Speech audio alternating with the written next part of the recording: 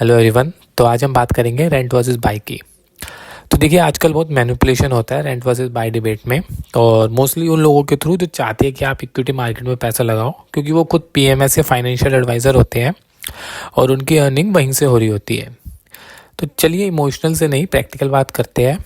तो देखिए, when you are young, bachelorhood में ना rent make sense, mobility easy होती है, सिटी चेंज करना ईजी हो जाता है, जॉब स्विच करनी हो आप कर सकते हैं, और घर खरीदना ज़रूरी नहीं है। बट देखिए, लाइफ चेंजेस, आप शादी करते हैं, पार्टनर की जॉब होती है, किड्स स्कूल जाते हैं, और आप हर 2-3 साल में आप सिटी या स्कूल चेंज नहीं कर सकते। रीलोकेशन लग्जरी नहीं रह जाता, और यही पॉइंट आता है जहाँ बाइंग स्टार्ट मेकिंग सेंस। तो चलिए, इसको एक एग्जांपल से समझते हैं।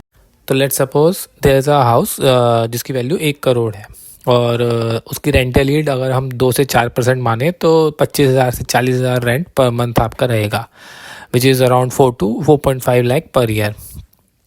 अब लोग बोलते हैं कि इस 1 करोड़ से घर ना खरीदे, आप 1 करोड़ एफडी में डाल दो, 8% पे 8 लाख मिलेगा, रेंट दे के भी आपके पास 2-3 लाख बच जाएगा। Sound smart, right? But wait, देखिए 30% जो है टैक्स लैब के बाद वो 8 लाख बनते हैं, अप्रॉक्सीमेटली 5.5 लाख, और आपने रेंट दिया 4.5 लाख, तो नेट सेविंग हार्डली 1 लाख की। और अब हर साल 5 से 10% आपका रेंट बढ़ेगा, जो 2-3 साल में वो 1 लाख भी आपके पास नहीं बचेगा। तब देख लेते हैं लोन सिनेरियो में क्या होगा। तो अगर आप लोन लेके घर लेते हो, जो पूरा अमाउंट है आपने लोन ले लिया, तो 30 साल का लोन की ईएमआई अप्रॉक्सीमेटली आपके पास 80,000 पर मंथ बैठेगी। आज हैवी लग रहा है, मे बी वो आपको 50 to 60% सैलरी का हिस्सा हो, बट देखिए सैलरी हर साल बढ़ेगी, इन्फ्लेशन भी ईएमआई की रियल वैल्यू घटा देगा। तो उससे क्या होगा कि 5 साल बाद वो ईएमआई शायद सैलरी का सिर्फ 25 से 30% रह जाएगी, और वो 80,000 जो आज आपको हैवी लगेंगे, वो 5-10 साल बाद ड्यू टू इन्फ्लेशन हल्के लगने लग जाएंगे, और इसके ऊपर ये डिफरेंस टाइम के साथ और बढ़ता चला जाएगा। तो देखिए, रेंट जो है एक एप्रिशिएटिंग लाइबिलिटी है जो हर साल बढ़ेगा, ईएमआई जो है डेप्रिशिएटिंग लाइबिलिटी है, जो which is creating an asset, जिसकी वैल्यू अपने आप कम होती जाएगी ड्यू टू इन्फ्लेशन।